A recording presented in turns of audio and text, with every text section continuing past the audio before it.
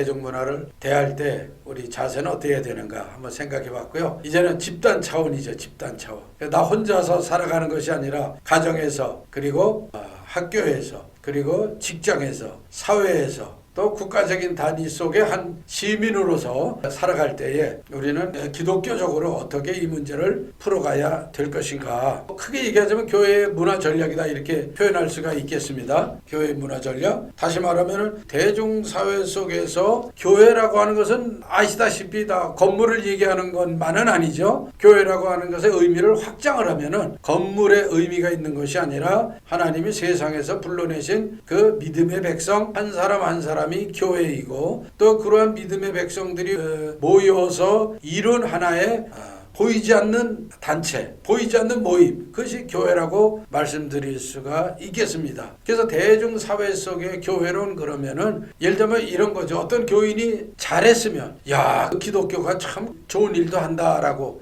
얘기를 하죠. 기독교인이 불미스러운 일을 저질렀다 그러면 도대체 요즘 기독교가 왜 그래? 또는 요즘 교회가 왜 그래? 이런 식으로 대표성을 띈다는 말씀입니다. 그래서 이 교회라고 하는 의미는 건물의 의미라기보다는 이제는 그 믿음을 갖고 있는 복음에 대한 하나의 실행자로서의 기독교인. 자, 그러면은 이런 기독교인들의 삶은 어떻게 해야 되는가? 구체적인 로컬 처치, 지역 교회들은 그러면 어떻게 해야 되는가? 예를 들면 교회 안에 남녀 전도회, 남녀 선교회, 또는 주일학교 학생들 각 그룹들은 어떻게 해야 되는가? 굉장히 중요한 문제가 아닐 수가 없습니다. 자, 먼저 교회에서는 문화 목회라고 하는 개념들이 이제 점점 정착되기 시작을 했습니다. 다시 말해서 예전에는 예배 중심이었죠. 이제는 대중시대의 교회가 행해야 될 또 하나의 기능이라면 생활 문화 중심. 교회가 많은 선교와 또 구체적인 전도를 하면서 이루어진 부분이 있습니다만, 그럼에도 그때만 해도 아직은 굉장히 어떤 규범적인 의미의 전도였다면 이제는 모든 삶 속에 생활 문화로, 그래서 교회 보면은 스포츠 선교회라는 것도 생겼어요. 뭐 축구 선교회, 탁구 선교회, 배드민턴을 통해서 성도들 간의 교제와 또 안 믿는 분들이 처음부터 교회 나와가지고 묵상 기도하십시다, 뭐 죄를 회개합시다, 주기도문 합시다, 사도신경 외웁니다. 이러면은 이게 뭔가 남의 집에 온 것 같은 느낌이 든다는 거죠. 그래서 이런 분들이 체육 활동을 통해서 또는 등산 선교회 그래가지고 평일에 주말에 등산하고 주일에 자연스럽게 교회 와서 예배를 드리게 되는 이러한 것, 또는 주일 예배 드리고 오후에 산책을 한다든가 교제를 한다든가는 생활 문화 중심의 문화 목회가 많이 활용이 되고 있다. 교회 안에 보면 음악, 그래서 뭐 오카리나도 배우시고 기타도 배우시고 그러잖아요. 여러분들 아시다시피 그 음악 활동이라고 하는 거는 단지 음악의 기능적인 것만이 아니라 이것을 통해서 하나님께 영광을 돌리고, 이러한 그 음악성을 통해 가지고 시편에 보시면 많은 소고와 수금과 손뼉을 치며 춤추어 하나님을 찬양하라. 그래서 그런 그 거룩한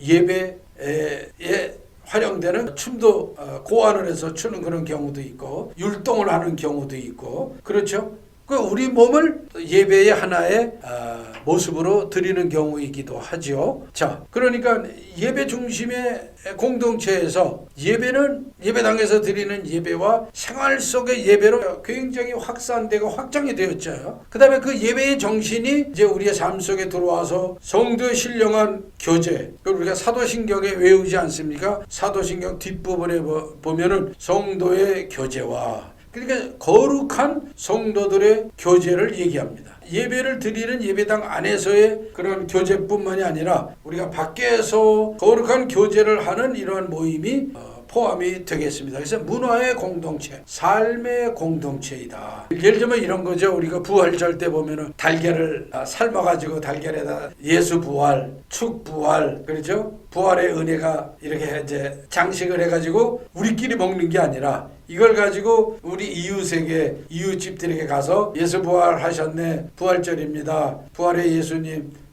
만나보세요 라고 달걀을 나누는 이런 행위들, 이런 것들이 하나의 절기를 문화로 활용한 그런 거죠. 예를 들면 부활절 또는 성탄절에 어떤 찬양제, 합창제, 연극 이런 거를 함으로 또 이웃들을 초청을 해가지고 같이 관람도 하고 끝나고 나서 대화도 나누고 티도 마시고 그렇죠? 얼마나 좋은 교제입니까? 예를 들면 직장 생활이라든가 그 다음에 자기의 바쁜 분주한 일상에서부터 삶을 나누고 서로 마음을 나누는, 그 마음을 나눈다고 그냥 되는 게 아니지 않습니까? 선물과 같이 이렇게 나누는 이런 모습들이 곧 문화 공동체이다. 선행, 너희들의 착한 행실을 보고 하나님께 영광을 돌리게 하라. 뭐 착한 행실이라고 하는 게 무엇이겠습니까? 예수 믿으세요. 예수 구원 불신지옥 그것만 외쳐가지고 되는 것은 아니죠. 예를 들면 주말에 아침에 골목길을 쓴다든가 청소를 한다든가 우리가 이웃을 위해서 할 수 있는 선행들을 고안을 해서 사랑을 나누는 행위가 중요하다. 그것이 바로 문화 공동체이다. 문화 공동체. 입으로만 주여 할 것이 아니라 너희의 선한 행실을 보고 하나님께 영광을 돌리게 하라 그랬어요. 자, 그다음에 개교의 성장 중심에서 지역사회 책임성. 이거는 이제 신학적으로는 교회의 공공성이다. 신학의 공공성이다. 라고 표현을 합니다만 이미 기독교는 공공적 요소를 이미 가지고 있었죠. 사도행전에 보시면은 그렇죠. 물건을 서로 통용하고 나누고 누가 뭐 많이 있으나 없으나 서로 공유하고 그래서 많은 분들로 하여금 칭찬을 들었다. 그렇게 말씀을 하고 있지 않습니까? 그러니까 이미 예수 그리스도께서 백성들을 고쳐주시고 살리시고 그들을 껴안으시고 이렇게 하셨을 때는 이미 복음은 공공성이 들어있어요. 그리고 복음은 공공적인 겁니다. 근데 우리는 어느 때서부터인지 교회가 거룩한, 교회가 복음을 너무 강조하다 보니까 담을 쌓게 되고 이웃들이 들어오기 어려운 그러한 문턱 높은 교회가 되지 않았느냐. 그래서 이제는 다시 공공성, 다시 말해서 예수님께서 제자들의 발을 씻기시고 너희도 서로 이와 같이 하라라고 하신 것처럼 우리도 믿는 사람끼리 사랑하고 믿는 사람끼리 발만 씻겨줄 것이 아니라 믿지 아니하는 우리의 이웃들의 발도 씻겨주고 그들의 필요도 우리가 감당하고 하는 것이 뭐 사회 선교다라고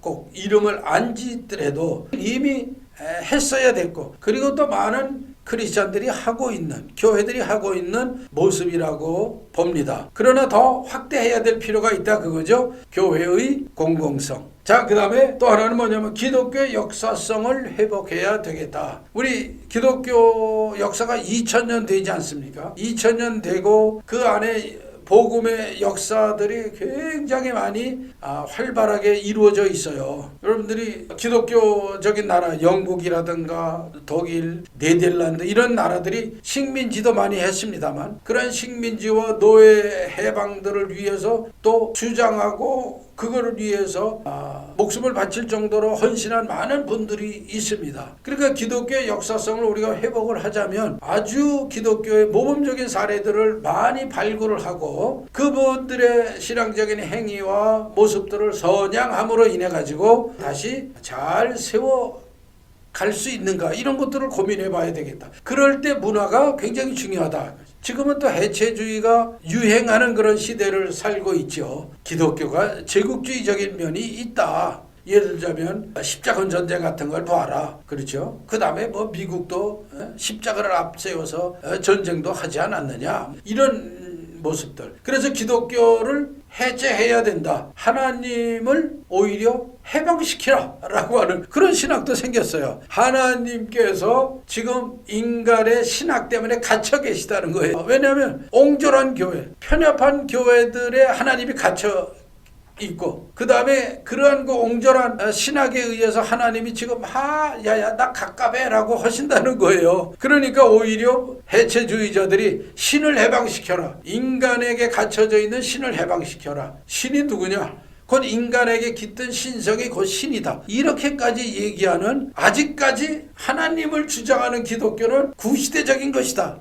라고 비판하는 선진적인 사상이라고 얘기를 하죠. 나중에 이제 그런 그 철학가들을 얘기할 기회가 있겠습니다만 많은 해체주의의 철학가들이 그리고 그와 교류하는 신학자들이 기독교에 갇힌 하나님을 해방시켜라 라는 그런 얘기들을 하는 시대가 되었습니다. 물론 이 얘기는 벌써 150년 전에 니체도 그런 얘기를 했죠. 기독교가 믿는 신은 기독교에 의해서 왜곡됐다. 이렇게 얘기를 한 바가 있습니다. 자, 하여튼 우리 기독교의 역사성을 회복함으로 인해서 복음을 통해서 정말 각 나라 이 5대양 6대주의 문명들을 개화시키고 뭐 우리나라만 해도 그렇지 않습니까? 우리나라에 150년 전에 선교사님들이 오셔가지고 복음을 전하면서 학교를 세우고 병원을 세우고 그 다음에 도박 금지하게 하고 그 당시에 너무나 많이 이 술로 인해서 말하자면 뭐 알코올 중독이죠. 가정이 파탄이 되고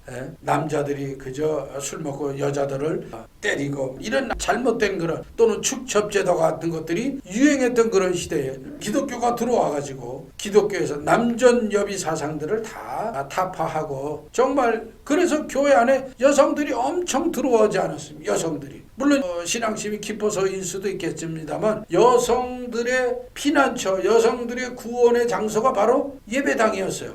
그러니까 교회에 와서 하나님께서는 남자와 여자와 어린아이와 어른이나 차별이 없느니라. 이 말씀에 예수님 앞에 오는 모든 사람들 안에는 남자와 여자가 구별이 없어요. 그러한 말씀의 구원, 그것을 느꼈던 그런 모습들을 우리가 보면서 기독교 역사성 속에 있는 정말로 하나님께서 우리에게 보여주신 복음을 통해서 보여주신 믿음의 그 모습들을 회복을 하고 복음이 이미 가지고 있었던 공공성을 다시 회복해야 되겠다. 이것이 집단적 차원에서 대중 문화를 극복할 수 있는 하나의 모습이라 생각을 합니다.